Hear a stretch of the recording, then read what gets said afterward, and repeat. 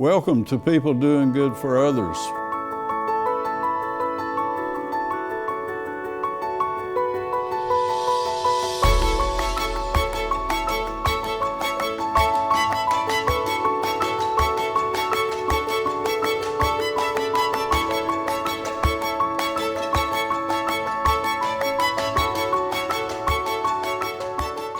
Welcome to People Doing Good for Others, where we honor and celebrate and praise those who truly make significant contributions in our communities. I'm Gary York, and I'm grateful to be with you today on People Doing Good for Others. I want to thank Wilkes Communications, River Street Network, and WIFM for this opportunity, and thank you again for being part of our show. My featured guest today is Ms. Pam Cook. She's a communications person of significant contributions to helping folks find a way to tell the story. She grew up in Surry County, Surry Central High School in App State, lives in Kernersville, and we were working together here a couple months ago with Mountain Valley Hospice, had a ribbon cutting, and Pam orchestrated the bringing the folks together, and I thought it'd be a good idea to have her to share her expertise and her professional outreach, if you will. And again, thank you for being with us, and good morning to you, Pam Cook. Good morning. Thank you for having me. It's an honor to have you here. And what do you do? I'm a public relations specialist now. I own my own PR firm.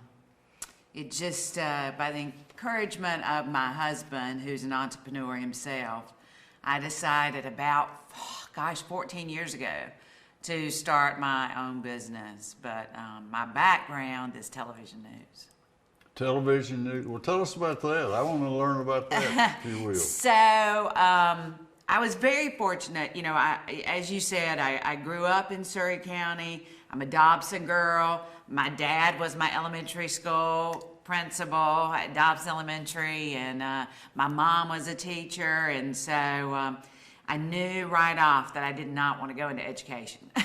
So I went over to Surry Community College, graduated there with an Associate's Arts degree, and then went to Appalachian. And in that time, I was struggling with college. I didn't know what I wanted to do, and I didn't know if I liked app or whatever. And I met Debbie Seversteinman. And Debbie encouraged me at the Wake app game. She encouraged me to stay with it and major in communications with a focus in public relations, but also gave me an opportunity to look at broadcast. And so she became my mentor and encouraged me to write a lot of the news anchors in the area, both in the Piedmont Triad and Charlotte, because when I was at school at App, you got both television stations. You got the Charlotte group, but you got our home group, which is the Greensboro. So I wrote Sandra Hughes, Cynthia Smoot, Meg McDonald was in Charlotte at the time. Sarah James was in Charlotte at the time, and met with all of them. They were all great, and invited me down to the station. As a mentor relationship? Yeah, just to call them. I sent them a letter saying, hey, I think I'm going to go in this business, and do you have some time to talk to me? And they were all like, absolutely. So I would go down, and periodically I would touch base with them, and we'd go out to dinner or lunch, and they would give me some insights in the business. And Cynthia Smoot said, hey, you know, why don't you try to get an internship at that time it was ABC. Now it's Fox 8. And so I said, okay, but I'm not majoring in communications. And so we had to do some finagling with my dean and my chairperson over at App. But I got in there as a intern, and then I got hired as a weekend job there while I was still at App. So I was commuting from Boone to High Point 2.5 hours. on Thursdays through Sunday. My But, you know, goodness. and that's the one thing all these wonderful ladies taught me is, look, you know, you're going to have to start at the bottom, and you're going to have to do whatever you need to do to work your way up. And, I mean, that was pounded on me by all of the ladies. Start at the bottom. Start at the bottom and take whatever schedule you can get. Whatever. Right. Because it's so competitive. You know, you think about there's a finite amount of television stations in this market or in the state. I mean, we're lucky we have a lot of range of market sizes from the coast all the way up to Raleigh and Charlotte and even Asheville. So there's a lot of opportunities, but the competition, you're dealing with people from all over the world, all over the country. And so she said, you do whatever you got to do to get a job. And I did. So I drove. I was lucky. They hired me after, I think, 4 months. I got a part-time job. And then I worked all the way at Channel 8 until I think I took my last month off for graduation. The management, Scott Libben at the time, said, you know, you need a break. Take a month off. You've got a job when you come back. Wow.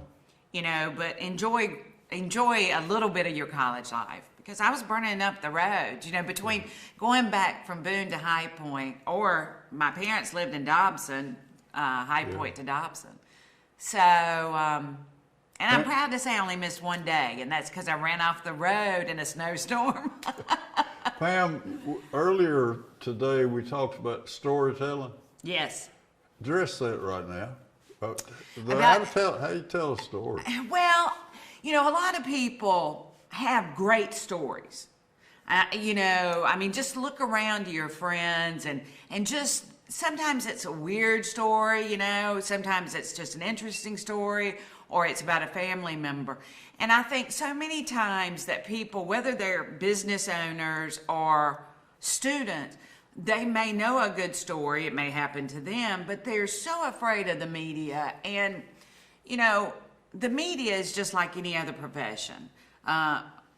You remember the bad a whole lot more than you remember the good. I mean, let's face it. And so, but they're really not out to get you. Their goal in life is not to, I'm going to get Gary York. So if, you know, someone has a good story, think about how you tell a story and how you pitch it, and call the media. They're looking for stories every day. I mean, that's one of my jobs. I talk to the media folks every day about what's going on and my clients, but sometimes it's just the business doesn't see a good story because they're so inside baseball is what I call it. They can't see the forest for the trees, you know, but all of a sudden they've got, you know, one of their employees that maybe collects cans on the side and is collect more cans for, you know, the food bank than any other person. And they know that, but they don't know what to do with that information. You just call up, you know, your local radio, your newspaper, your television station, and say, look, you know, Jane will talk to you. She collects cans, and she's going to be out next week. The recycle cans? Yeah. That what you You know, or even donations. Maybe it's canned food. So it can be anything that interests the media, and just pitch them and tell them what the story's If you about. ask enough, somebody will listen? That's right. That's right. Okay. And but now they want pictures, Gary. You know, they're going to want to follow somebody around. You know, television, they need it to walk and talk. They need the Walk and talk. That's right. I had a photographer, a good friend of mine, tell me if it doesn't move or make noise, it's not television. Okay. Pam Cook is my guest today, and I've become a huge Pam Cook fan. And I was significantly involved in the Mountain Valley Hospice ribbon cutting in Winston-Salem on Trend West. Share with our audience what'd you do that day? You were hired as a... Yeah, so Mountain Valley actually has been one of my clients since I entered the public relations world. They made the transition from television news to being in PR. They've been with me the whole time, just about. And so I do for them everything. My job as a PR person is to keep the company's name in the media in a positive light. So I market the image, their brand. Now with So you do a lot with branding Mountain Valley Hospice. in the sense of what they've got going on behind the scenes. Okay. So like if they hired a new CEO, I might write a press release and submit it so to let the community and the business folks know in the area that, hey, here's a new, and then I may schedule an interview. The television stations may go through me, or the reporters go through me to get to her. Or if there's something on the front. I was involved that way. Yes. As a radio station. That's right. Because I called you and told said, you. You might want to be at this. That's right. And I jumped at it, didn't know about it. Yeah. So, I send out, I'll write a press release that indicates, the who, what, where, when, and why, and how, like we all learned in school. And then I'll send that out to my contacts and then follow up. So I write it on behalf of them. Follow up a great part of it. I think it is. I do too. But I will say that I think having a relationship, when just keeping a relationship based on who you are and integrity and not changing. Dependability. Absolutely. When business is not a part of it. You and I have talked several times over the years because I also worked with Part at one particular time and Brett McKinney. And so it's being able to rely and know who somebody is and introducing them, in any way or fashion, whether I run into you at Mayberry Days or, run into you at Mountain Valley event. So, building and maintaining a relationship, to me, that's all about PR. So the Mountain Valley folks would communicate to you they want to have this ribbon cutting, and you take it from there. And I do. What happened was we knew we were going to open up a new office. Okay. We knew that we were going to invite the public. Right. So what I did on that particular day is I helped craft the speeches. I invited the people. I worked with the chamber to make sure that they were there and had some members. And the mayor. And the mayor, absolutely. Wow. When Alan Jones comes, it's going to be a good thing. It's just he brings a comfort to a group that's unparalleled, I think. Absolutely. You want the mayor there, and he wants to be there. And that's the thing. I mean, once you know that there's a day, you schedule it out and you start making those phone calls.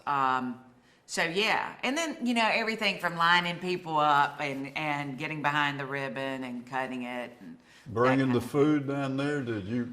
Well, we organized the food, but I didn't really have anything to do with the food. Okay. I did, however, encourage them to bring, for visuals, for TV, and for print, their hospice vehicle. Yeah. So that people could kind of see, it looks like what you would see at a normal hospital. It's, so. Let's just turn a little bit. What about newsletters? Do I write them? Yeah.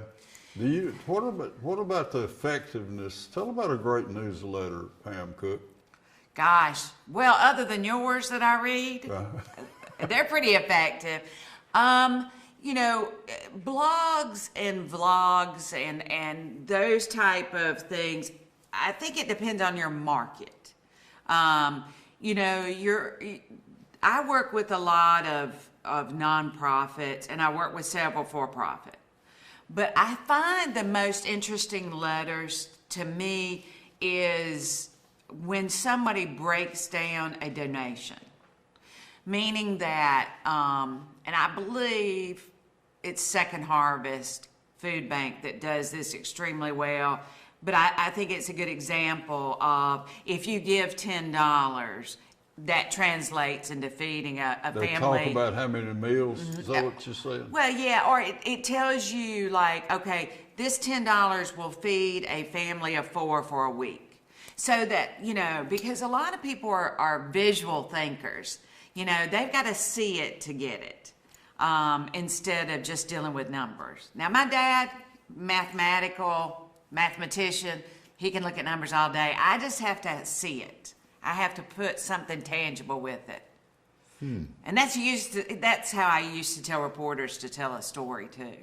Okay. They tell you a train hit a car and drug it 150 to 200 feet means nothing to me.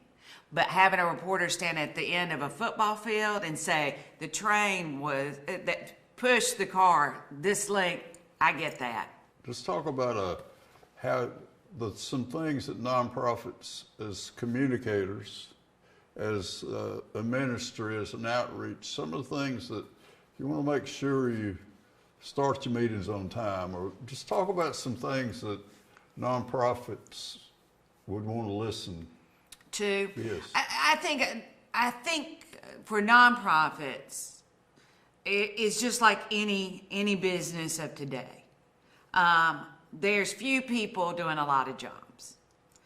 And I think that if they can get somebody on their board or a volunteer. Oh, so get somebody can help you on your board. That's right. Oh, wow.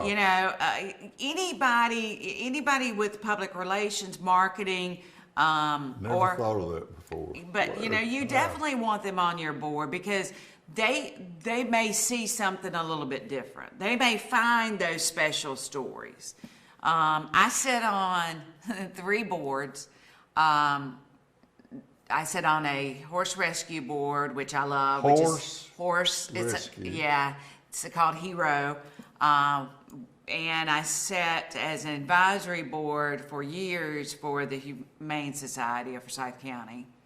And then I have sat on back and forth a preservation because I like history of Forsyth County.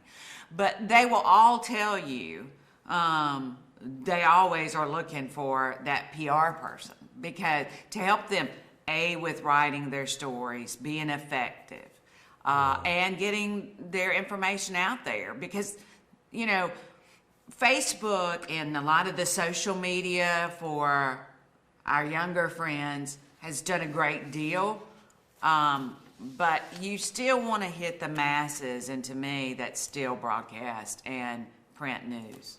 Pam Cook, in your communications outreach, I want to share a meaningful story in my life. Surrey County Schools has spent a considerable amount of money of rehabbing Mountain Park Elementary, Dobson, and Franklin. And I was fortunate to be invited as a media person. I want to highlight Mountain Park. They had the most beautiful agenda brochure. It was long and narrow, and it just added. It was like a gift. Mm-hmm. When we walked in, I said, "May I have 2?" Well, certainly. So I have it on my desk right now, and at the top is in red MPES. And I shall treasure what that document meant to the program. I mean, we had, I guess, 50, 70 people, but I shall always treasure that agenda of how things are going to be. The names, we never probably hear a name, won't remember it, but if you can see it, you can take it home with you. Right. So would you reflect on that agenda, that program, that whatever we want to call it, in that setting, and why probably it meant so much? Well, I think that, first of all, I think that we love our hometowns. Okay.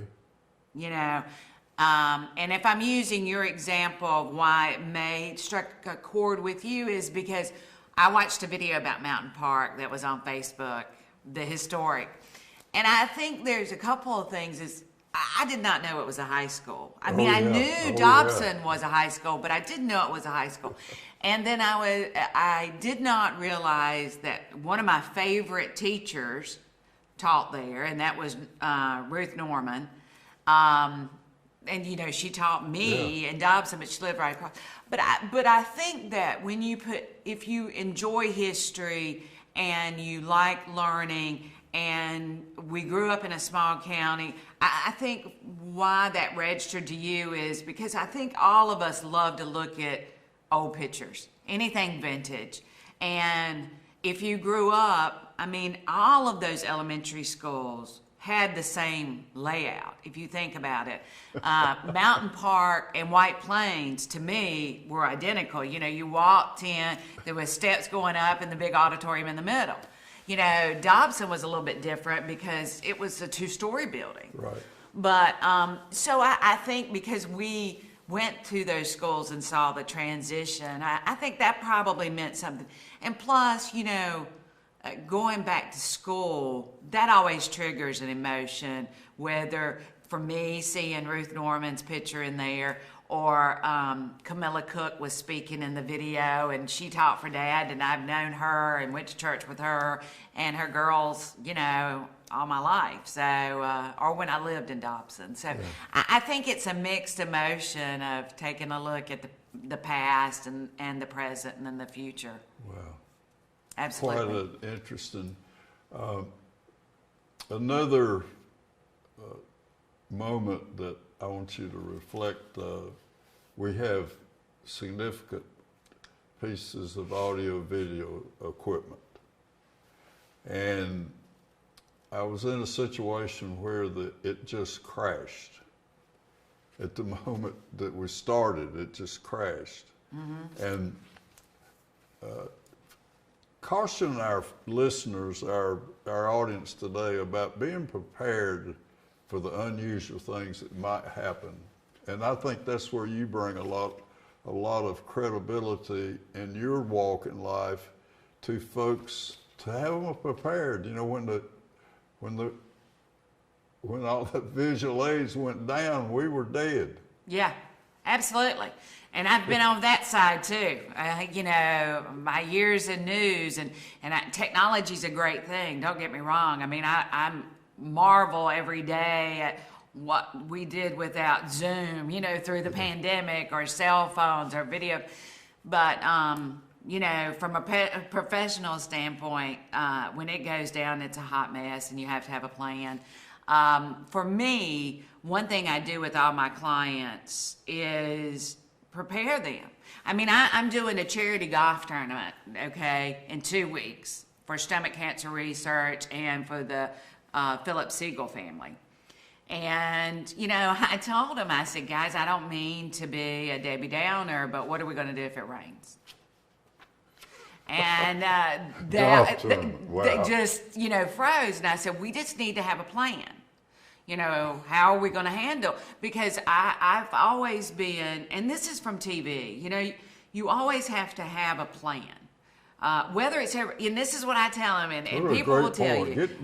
Really get into this. Yeah. This planning So thing. you've got to have a plan, whether you use it or not. Have a backup plan. When I meet with folks, and every single person deals with the public, you need to be prepared to have a crisis plan. Crisis plan. Absolutely. So, you know, if you have a facility, it may be a phone chain, like, and you'll be amazed of how many people have not, because let's say your building caught on fire, okay? Well, who are you going to call, you know? And then who else are you going to call? So it might be from that, you know, it's always dealing with something. Well, you're in the business, Gary. You have a radio station. I'm sure that you've thought about if somebody comes in there and demands to be on the radio. And if you haven't, you probably should. Yeah. So, because, you know, people are, that's one thing, you know, they're unpredictable. And so you need to have a plan. Just like you would for weather. just like you do with snow days. But you need to have some kind of crisis plan too. If something were to happen, who is the, next person up, and how do you handle that, and what do we need to do? And absolutely. When you were assisting Mountain Valley Hospice in Winston-Salem, Yes. you had a beautiful table with a black cloth on it, and our takeaway gifts so precisely placed on it. What about the visual part of us seeing that? Is it by design? I thought that was just a real nice touch.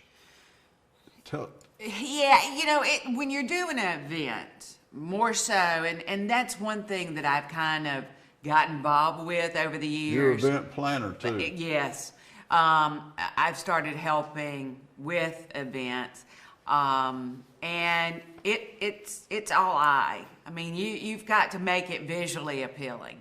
You had the trucks out there, the wrapped trucks, and the step and repeat behind the speakers of their logos, and yeah, I mean, it's the whole deal. You want it to be big.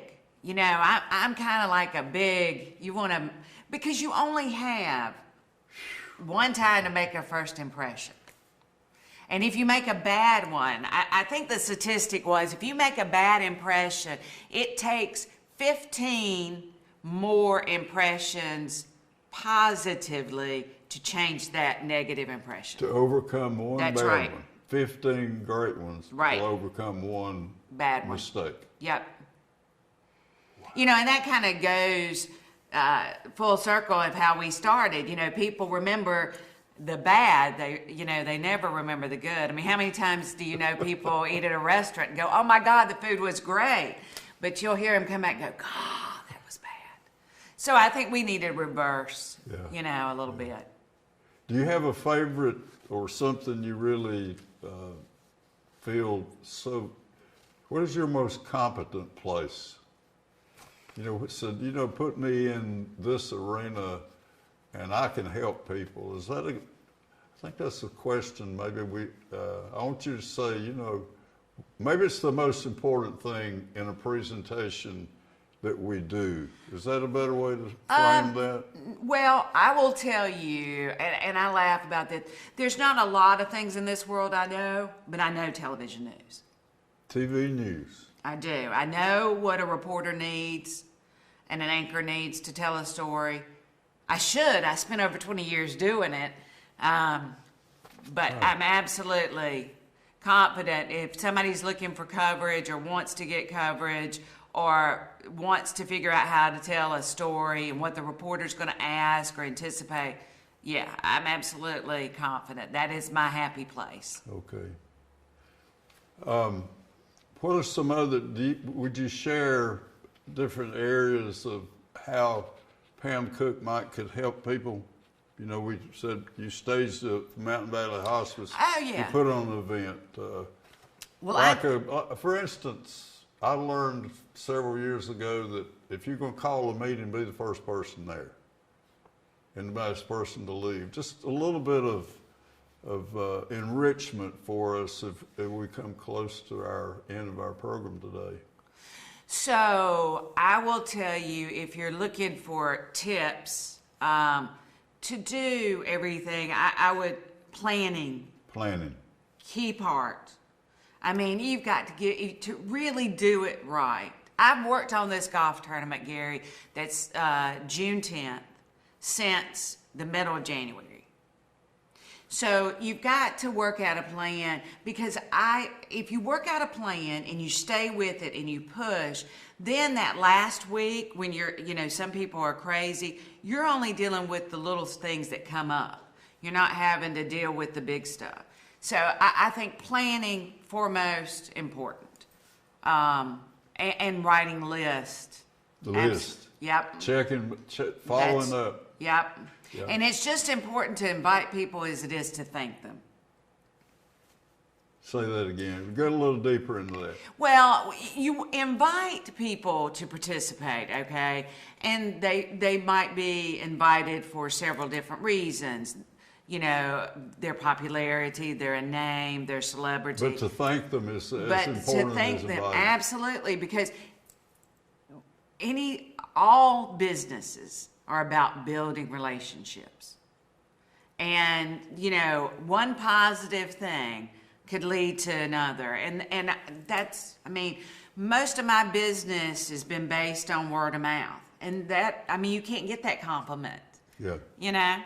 Pam So- Cook, how do people find you if they want to, after seeing us today? Yeah. I want to call Pam. Absolutely. Well, I have a web, and it's Pam Cook Communications, Okay. Facebook, email. Call my dad. Most people know him. You have been such a wealth of knowledge today. Thank You've certainly helped me in planning, right? Nothing replaces, and say thank you after it's over.